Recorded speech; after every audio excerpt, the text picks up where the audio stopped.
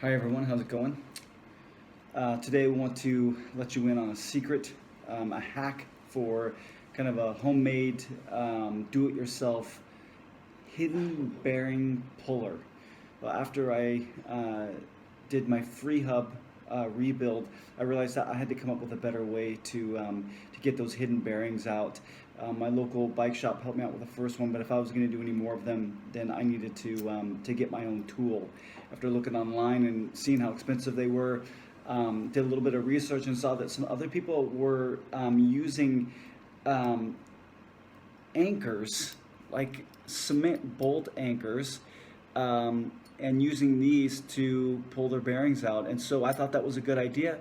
I ran to my hardware store, picked this up for a little over $1, and it worked really good. So I'm going to show you in the next video how to use this anchor to grab a hold of a hidden bearing and remove it. And this works great for hubs. It also works good for those suspension bearings inside your frame, any bearing that you can't really get at. In fact, it even works good for the bearings that you can get at. It's kind of a safer way of removing bearings from your hubs, from your frame, wherever you've got them, better than knocking them out from the back side. So I'm going to show you now how I did it on the last free hub that I rebuilt. Okay, so what I'm going to do is basically take this and I'm going to hand tighten it. And that should start spreading this thing apart. And then I'm going to slide it down inside of here. And it's not quite tight enough. And so what I'm going to do is have to grab the outside of this with a pair of pliers and then do some more hand tightening. And what that's going to do is grab now the inside of the bearing.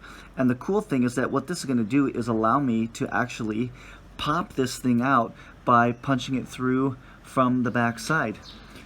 So when you feel that you have this tight enough, you're going to need that piece of PVC pipe, or like I'm using here, this old bottom bracket, some way to support the, move the camera back here to get a better angle, some way to support this, because what we're going to do now is bang it out from the top. Okay, so we're ready to give it a few more whacks. Put the screwdriver in there to the top.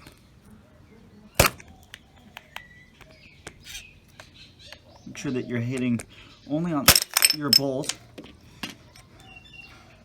And you can see that worked a charm. And grab the bearing there and pulled it right on out, no problems at all.